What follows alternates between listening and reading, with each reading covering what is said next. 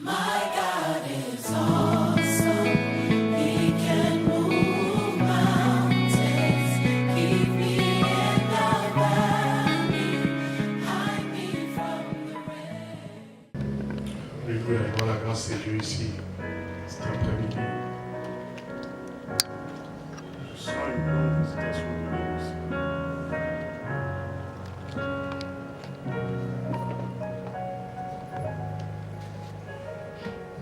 Un jour, je priais pour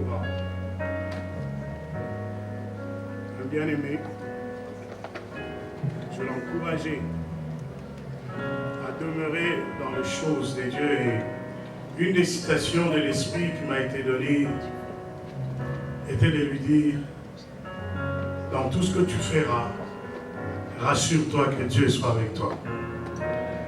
Et il me posera la question, comment je peux savoir que Dieu est avec moi?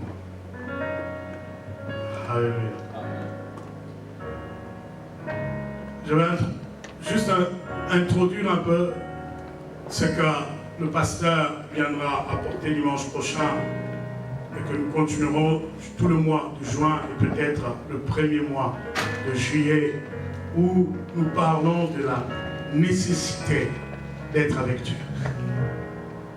Le secret, les principes qui font que quelqu'un peut être avec Dieu. Alors celui qui avait le premier texte peut lire pour nous.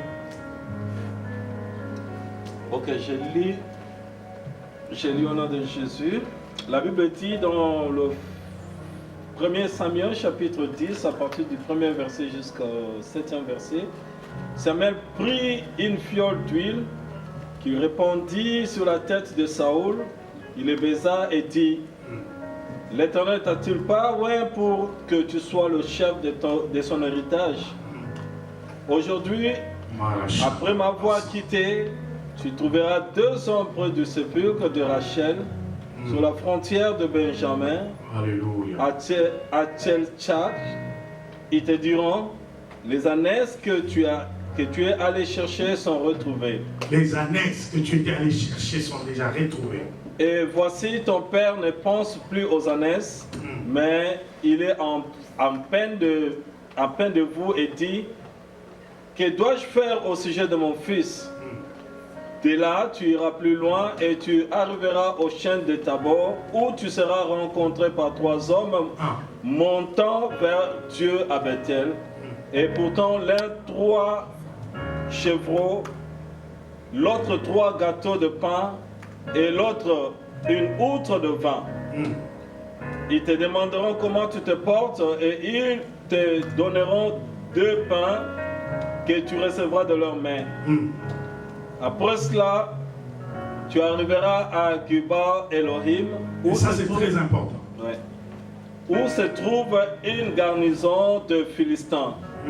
En entrant dans la ville, tu rencontreras une troupe de prophètes descendant du haut lieu. Tu rencontreras une troupe de prophètes descendant du haut lieu. Précédés du luth, du tambourin, de la flûte et de la harpe, et prophétisant eux-mêmes. L'Esprit de l'Éternel te saisira, tu prophétiseras avec eux, et tu seras changé en un autre homme. Et tu seras changé en un autre homme.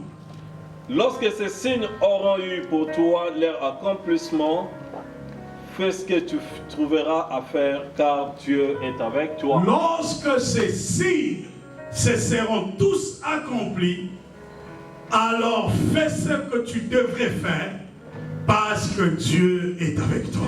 Amen. Par la grâce de Dieu, sans prétention, je peux attester qu'il y a 3 vérités que nous devons saisir. Quand Dieu est avec quelqu'un, le ciel est au courant, parce que Dieu le déclare. Quand Dieu est avec quelqu'un, la personne l'atteste, parce que ça sera manifeste dans sa vie. Et quand Dieu est avec quelqu'un, les hommes le verront. Amen. Amen. Alléluia. Rapidement, je commence par le premier point. Vous savez, il y a quelques jours, je vous parlais ici en rigolant, mais je disais quelque chose que j'ai vécu au pays là-bas. Un prédicateur que on respectait, on a attendu, et il est arrivé, toute sa préparation était sur papier. Et quand il avait son message avec lui, et à ce moment-là, nous étions l'église la plus bénie au monde parce qu'on n'avait aucun bâtiment, aucun mur, et nous avons le beau paysage de la grande fabrication du royaume des cieux. Nous contemplions les arbres, et quand vous priez sous un arbre, en ce moment-là, il y a plus de possibilités qu'il y ait plus de vent. Et combien pensent que le vent peut être une bénédiction? Mais ce jour-là, le vent n'était pas une bénédiction pour le pasteur, parce que le vent a tout emporté. Le vent a amené toutes les feuilles, et tout est parti. Et le prédicateur nous a fait chanter, chanter, chanter, le temps qu'à côté d'esprit, que les choses reviennent encore. Et son message n'était pas en lui, le message était sur papier. Aujourd'hui, j'ai fait un bon PowerPoint, préparé depuis 9 h du matin. Je suis arrivé ici, la clé USB est restée à la maison. J'ai tout de suite dit à André, c'est extraordinaire. On va voir si Dieu est avec moi. Parce que quand Dieu est avec toi, il y a des choses qui sont déjà établies dans les cieux, des signes qui sont fixés, des éléments qui sont comme des bornes, qui jour après jour te reviendront à l'esprit. Tu te souviendras de ces signes et tu sauras à quel moment le Seigneur m'avait parlé de quelque chose. Il m'aurait dit ça, ça, ça. Et ces preuves, quand elles sont là, je n'ai aucun doute que Dieu est avec moi. Dieu est avec moi. Dieu n'est pas avec un prédicateur lorsqu'il a un gros titre théologique. Dieu n'est pas avec un prédicateur lorsqu'il rentre dans l'église avec la plus grosse Bible qui puisse exister. Dieu n'est pas avec un prédicateur lorsque sa mallette est lourde à porter et que lui-même, il ne peut pas la porter. Il y a toujours un garde-corps qui amène sa Bible. Vous savez, on est impressionné lorsque vous invitez un prédicateur et qu'il ouvre la porte de votre église. Il a 6 garde-corps qui le précèdent, 6 autres après lui, et lui en plein milieu, il a une grosse croix sur le cou et vous dites aujourd'hui Dieu sera là.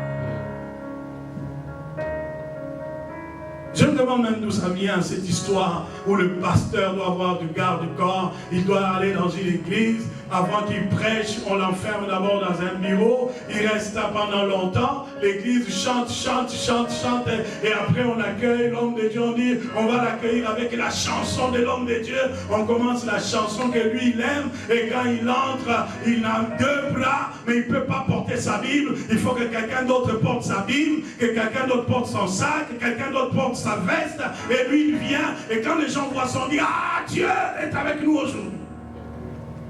Je ne parle pas de toutes ces choses. Je parle d'un témoignage céleste. Quelque chose que lorsque Dieu le déclare, c'est scellé dans les cieux, les puissances le savent, les esprits qui gouvernent les nations le savent, les puissances dans les shéol le savent. Même quand tu n'es pas encore formé, quand tu étais encore dans la pensée des parents qu'un jour on aura un garçon, alors que tu ne portais pas un nom, Dieu était déjà avec toi. Amen. Le Seigneur se lève et dit à ce prophète qui est en train de se décourager, qui va écrire un gros livre qu'on appelle les Lamentations. Jérémie, le Seigneur le regarde et dit, ne crains rien, prends courage, fortifie-toi. Parce qu'avant même que tu ne sois formé, moi, je te connaissais. Aujourd'hui, je ne veux pas parler de la destinée qui a été formée avant la fondation de temps. Je veux parler des éléments, des garanties qui vous disent que quand vous marchez sur terre, vous pouvez être rassuré que Dieu est avec vous. Amen. Dieu est avec vous. Le premier, c'est le témoignage céleste. Le Fils a été introduit sur la terre. Jean le Baptiste le rencontre sur son champ de mission. Il le rencontre dans un temps où Jean fait sa mission. Il rencontre c'est Jésus et Jean s'arrête. Il commence à parler à la foule. Et il dit, voici il est devant moi. C'est lui dont je vous avais jadis parlé. Je vous avais dit qu'il était plus grand que moi.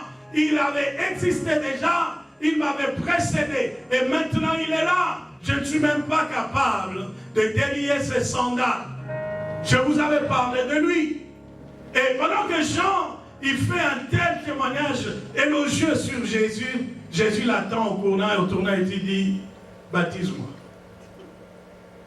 Jean lui dit, mais non, moi je ne peux pas te baptiser. En principe, tout ce que je viens de décrire sur toi, tu n'as pas besoin de baptême. Le Christ lui dit, laisse s'accomplir ce qui est établi. Laisse s'accomplir ce qui est juste. Laisse que la volonté du Père s'accomplisse. Au fond, Jésus n'avait pas besoin de baptême.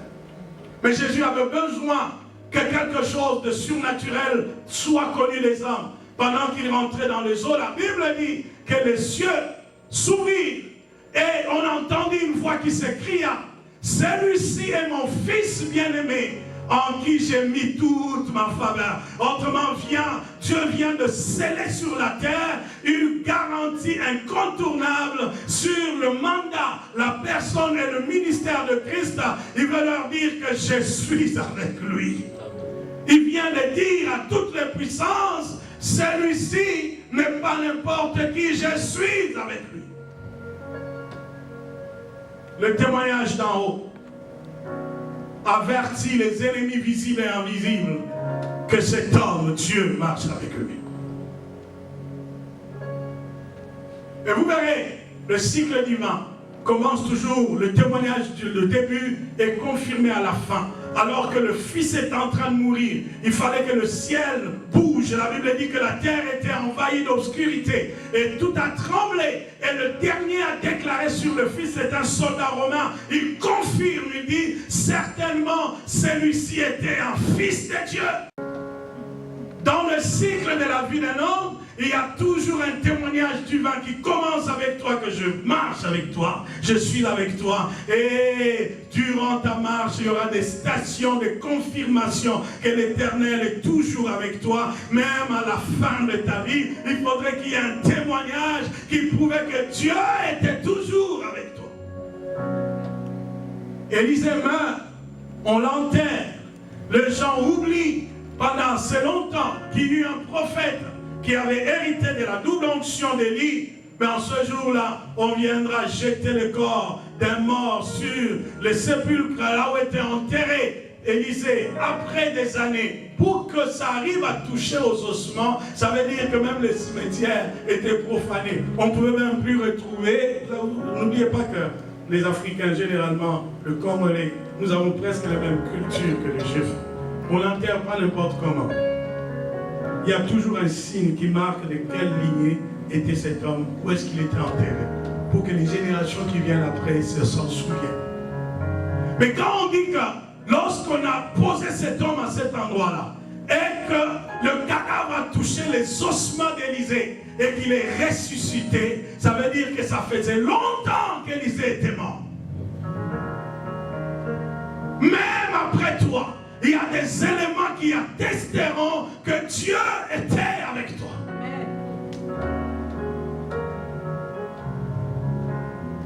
L'année passée, j'arrive au pays, je dis, je ne l'ai jamais fait quand ma mère est morte, je n'étais pas là.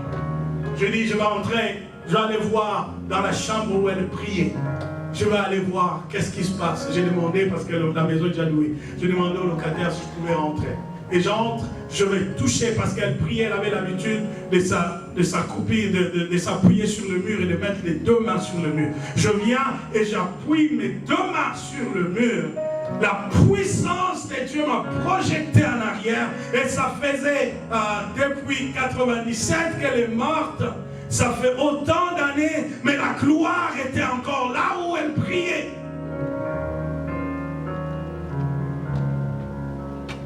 Je suis allé dans une ville où la femme d'un pasteur se méconduisait. Je lui ai dit, le Saint-Esprit m'a révélé ce qui se passait. Et je l'appelle dans le secret, je dis, maman, tu attires la mort dans ta vie. Car là où l'homme de Dieu dort, et que c'est l'endroit où Dieu descend pour le visiter, cet endroit est sanctifié. Il y a des éléments surnaturels qui restent pour sceller que Dieu était ici.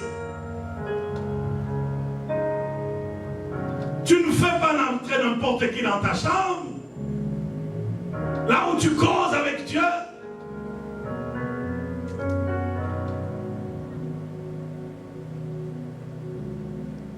Il y a des nudités qui ne devraient pas être vues par des gens qui ne sont pas élus par Dieu. Un homme de Dieu qui connaît la puissance de Dieu qui est dans sa vie ne peut pas coucher avec n'importe qui.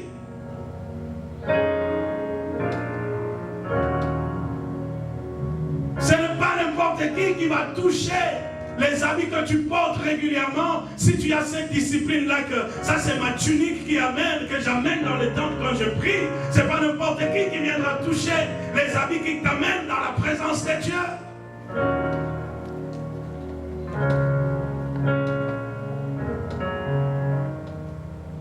La Bible dit que le ciel a déclaré que celui qui était dans le sceau était le Fils bien-aimé de Dieu. Pour vous qui entendez, vous dites, bon, c'est juste une déclaration d'identité. Mais c'est un sceau. Dieu vient de sceller tout le parcours terrestre de Jésus de la faveur divine. Tout ce que le Christ fera, la faveur divine est sur lui. Il a dit, j'ai mis en lui toute ma faveur. Traduit dans notre texte de grec en français, j'ai mis en lui toute mon affection. Quand Dieu est avec quelqu'un, il y a la main de l'Éternel qui lui témoigne de la faveur. Et il y a le cœur de Dieu qui déverse dans la vie de cet homme l'affection divine. C'est pourquoi vous ne comprendrez pas, soumis au même problème, dans les mêmes situations, il y a des gens qui passent comme des privilégiés. À cause de l'affection de Dieu dans la vie de cet homme. Dieu l'aime tellement que quand cette personne pleure, Dieu cherche la cause. Qui fait pleurer la personne? Pourquoi mon fils pleure? Pourquoi ma fille pleure? Lorsqu'Abimelech a vu Abraham arriver, il a regardé, il a dit, nous savons tous que l'Éternel est avec toi dans tout ce que tu fais. Qu'est-ce qu'Abimelech avait vu de ses yeux pour attester que dans la vie d'Abraham, il y a une présence divine qui accomplit des choses derrière la main d'Abraham. L'affection divine. Je disais à un homme qui se comportait avec beaucoup de légèreté pendant que sa femme était une servante de Dieu. Je lui ai dit, attention, il y a des femmes et femmes. Il y a des filles que tu peux rentrer dans la vie, tu joues avec comme tu veux. Mais il y en a d'autres que tu ne peux pas jouer avec leur vie. À cause de l'affection divine dans leur vie. Même si elle ne t'a pas maudit, mais le fait qu'elle pleure, Dieu cherche pourquoi cette fille pleure. Le fait que tous les jours, elle est tourmentée dans ses pensées, Dieu cherche qu'est-ce qui trouble ses pensées. N'est-ce pas que c'est dans cet esprit-là que cette déclaration qu'on s'est appropriée a été dite. Pour l'amour de Sion, je n'aurai point de repos. À cause de l'affection que j'ai pour un peuple que je me suis acquis moi-même, pour le bonheur de Jérusalem, il n'y aura pas de répit, je n'aurai pas de sommeil. Dieu est en activité, constamment en activité dans la vie de quelqu'un avec qui il est. Le ciel est attentif sur tout ce qui concerne ta vie parce que Dieu est avec toi. Voilà pourquoi je reviens dans mon texte qu'on a lu tantôt. La Bible dit que Saül n'était pas du début jusqu'à la fin de sa vie un homme rejeté. Saül était un choisi de Dieu. Comment le maître de temps et des circonstances permet que l'ânesse de son père se perde? Et son père lui dit, va me chercher mon ânesse. Il a pris autant de jours de marche, autant de jours où il cherchait, autant de jours où il traversait des territoires et territoires. 3 jours après, un de ses serviteurs qui est avec lui dit, on va demander un peu à cette fille. La fille m'aurait informé qu'il existe dans ce pays un homme, un prophète de Dieu. Quand tu le rencontres, il te parle de ta vie. Alors ça lui dit, c'est bon, allons rencontrer cet homme. Peut-être qu'il nous indiquera où se trouve l'ânesse que je cherche. Et quand il rencontre Samuel, c'est devant l'autel. Pendant que Samuel était en train d'offrir à l'Éternel, que Saül est arrivé. Saül ne lui a pas posé de questions. Samuel a commencé à lui parler de lui. Il a commencé à lui parler de sa destinée. Il dit, tu es venu chercher les ânesses, mais oublie la question des ânesses. Parce que les ânesses ont déjà été retrouvées. Les mains de Dieu t'ont conduit jusqu'à moi pour que je te révèle qui tu es, pour que tu saches dans ta destinée qu'est-ce que Dieu attend de toi. Et alors il commence à lui dire maintenant, quand tu descendras, prenons, tu prendras le métro et tu descendras au métro Lionel-Gou. Tu rencontreras 3 messieurs. Ils seront habillés de telle manière. Et ils auront chacun telle chose. Et tous ces discours de Samuel ont comme objectif de donner l'argument de foi, l'argument de confiance, l'argument de certitude, l'argument de justesse, que je ne ferai pas de l'à peu près, parce qu'il a dit, tout ceci te servira de signes. Quand ces signes seront accomplis, alors tout ce que tu verras devant toi qu'il faut faire, fais-le. Ne le fais plus comme un homme hésitant. Ne le fais pas comme quelqu'un qui t'adore. Ne le fais pas comme quelqu'un qui n'a aucune direction. Parce qu'en ce moment-là, l'Éternel Dieu sera avec toi. Qu'est-ce que Samuel vient de nous enseigner aujourd'hui? Quand Dieu est avec un homme, ce n'est plus la même personne d'avant. Dieu le transforme. Dieu le change. Le Saül, avant de rencontrer Samuel, ce n'est pas la même personne qui est retournée dans la maison de son père. Ce n'était plus la même personne. Parce que sur son chemin, il a rencontré des fils de prophètes qui prophétisaient. Et Samuel lui avait dit, le Saint-Esprit fera de sorte que toi aussi, tu sois captivé et tu commences à prophétiser comme ses parents. Il n'est pas allé dans une école de prophètes, il n'est pas allé dans des enseignements d'affermissement, il n'a pas fait de jeûne de 40 jours de délivrance avant d'être rempli du Saint-Esprit. Tout ce qu'il a vécu, c'est la volonté suprême de Dieu, et il a été le candidat choisi par Dieu pour que par lui, le Saint-Esprit nous enseigne ceci.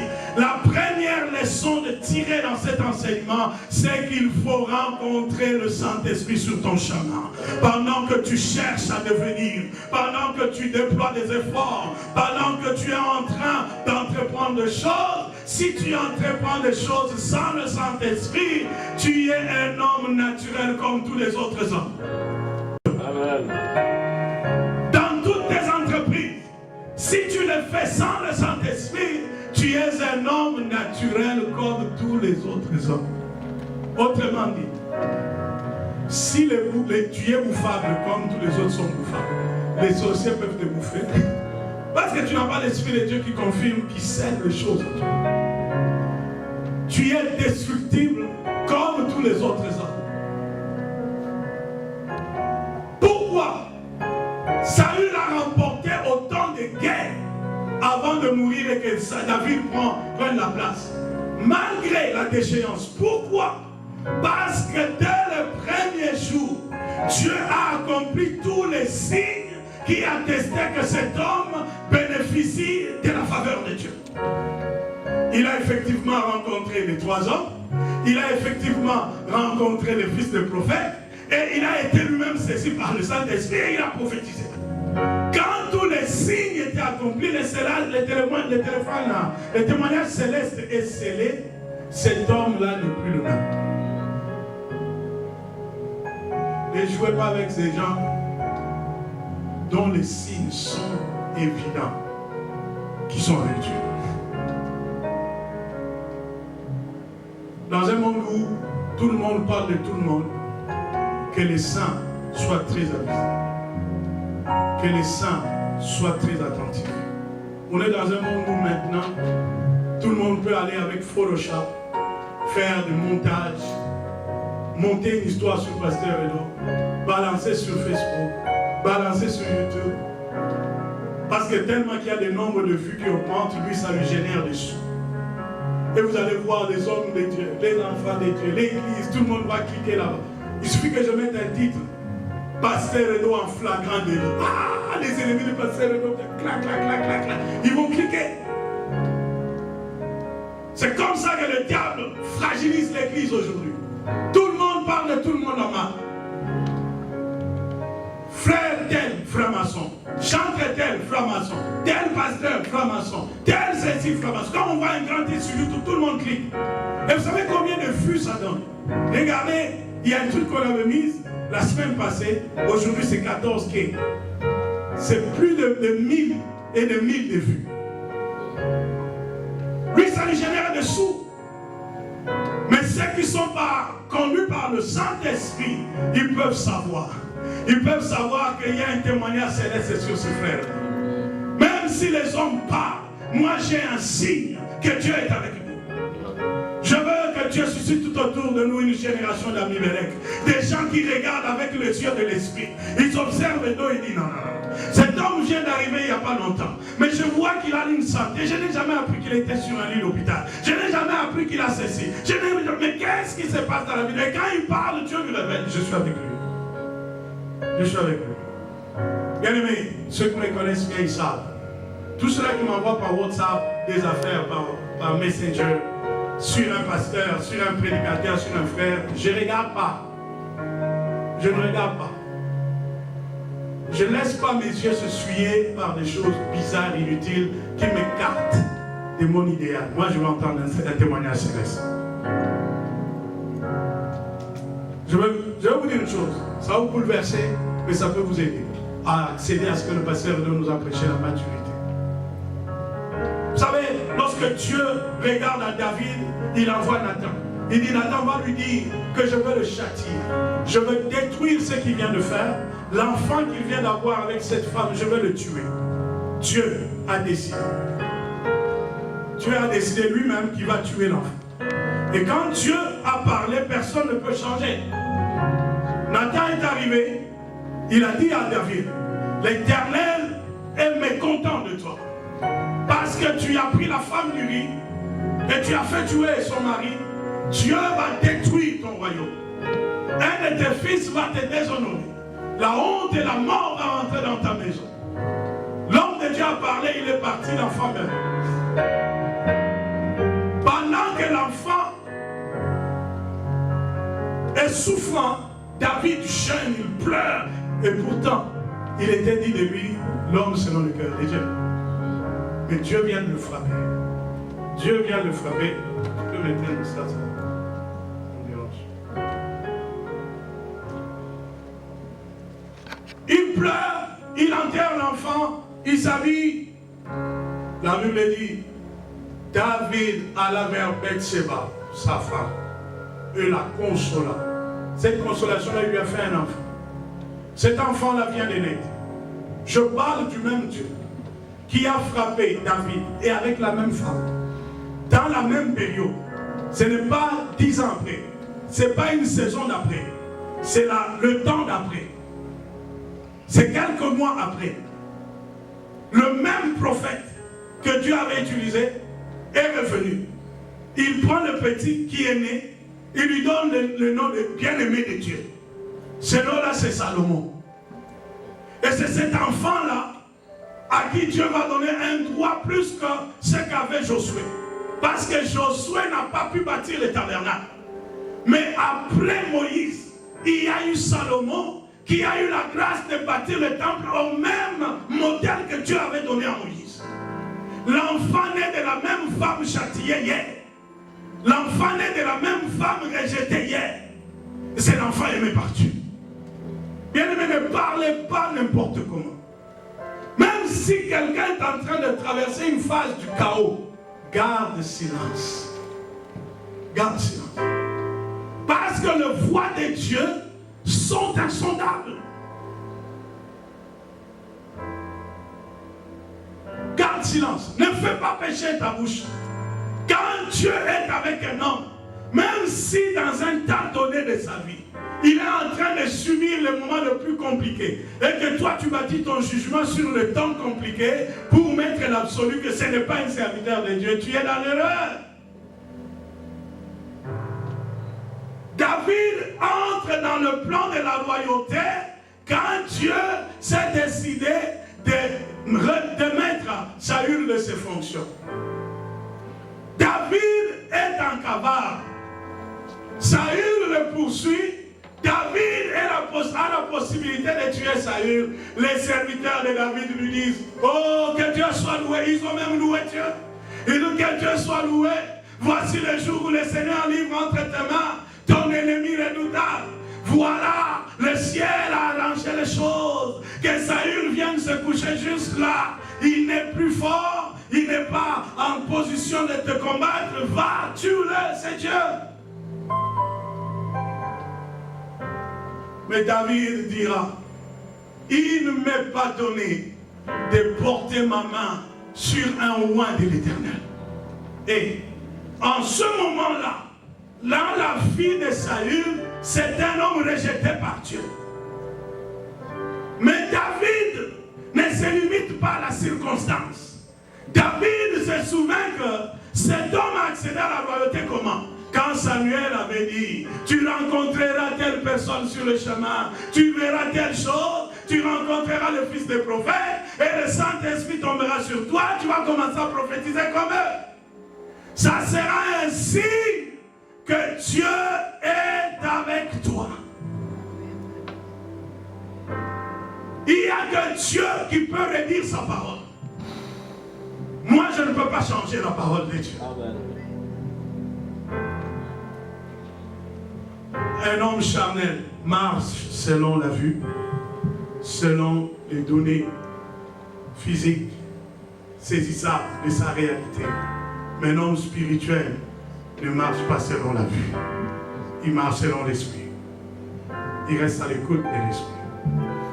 Tout le monde va à gauche. Dieu ne m'a pas dit, je ne bouge pas.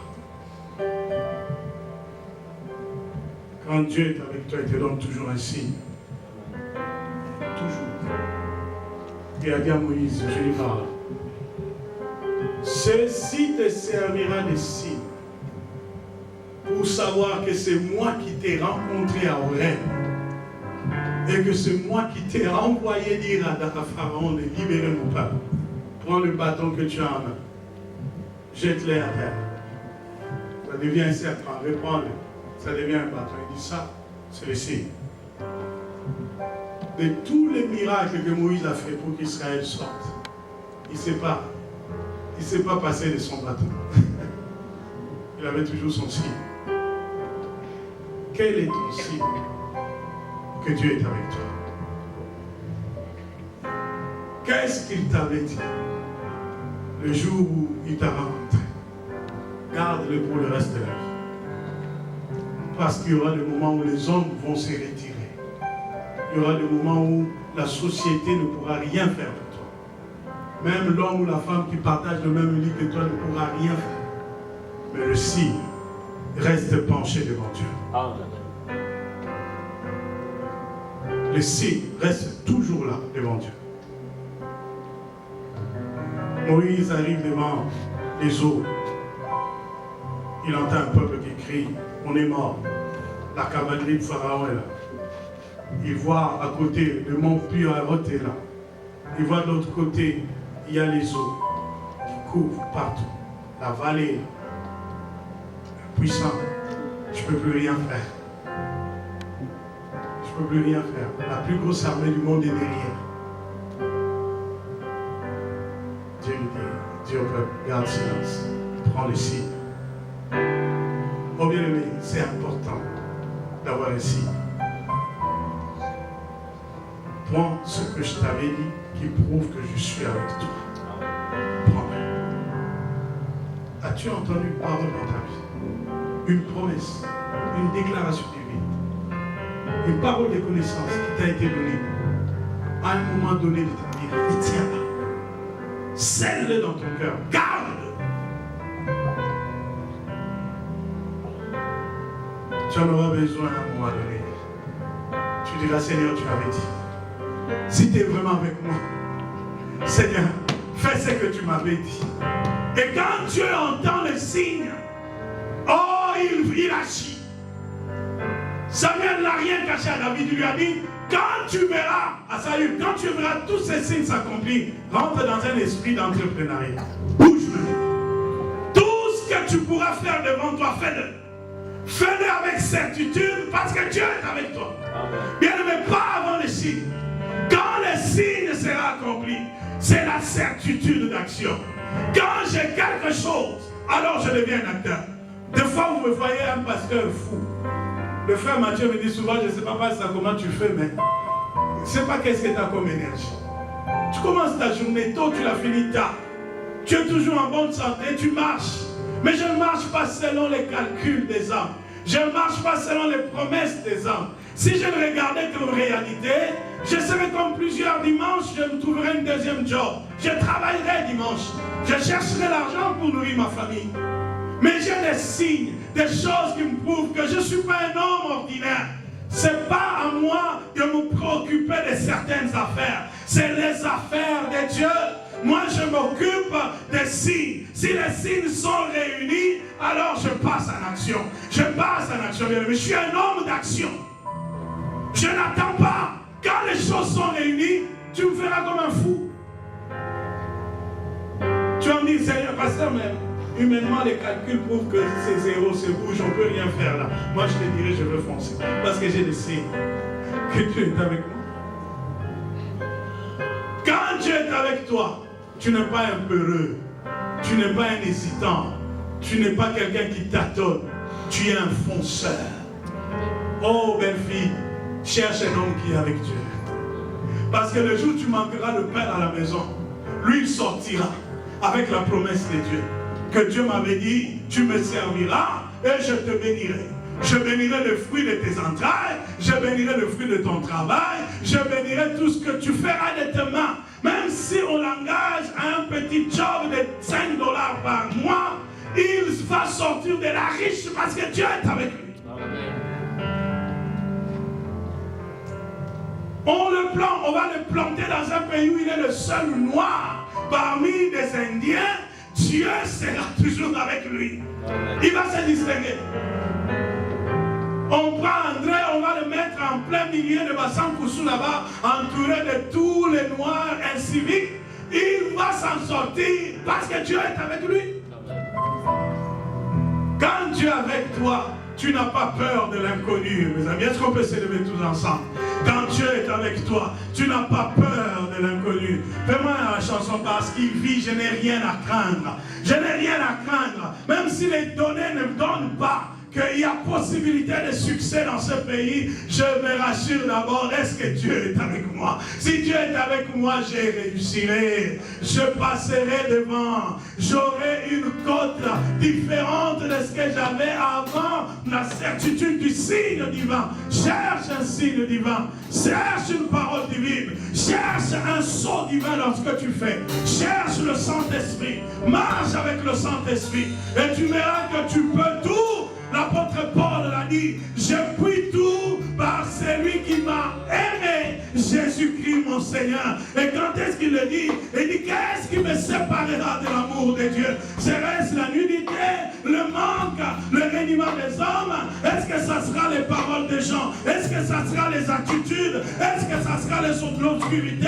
Est-ce que ça sera le rejet? Tout cela ne m'entame pas, parce que dans toutes ces choses, je suis plus que vainqueur. Je puis tout par celui qui m'a aimé, Jésus-Christ. Commence à déclarer de ta bouche, Seigneur, ce que je cherche, c'est ta faveur.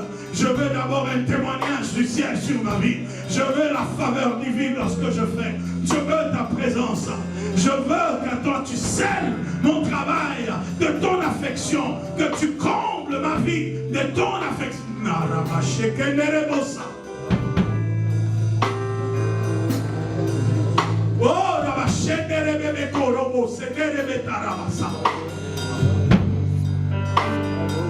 Je bannis l'attitude de découragement, de l'abandon, du procès, déjà d'intention. On pense que tu échoueras, on pense que tu ne peux pas, on pense que tu valais rien. Mais moi je dis, tu vaux ce que Dieu a dit que tu vaux. Tu vaux ce que Dieu a vu que tu vas valoir.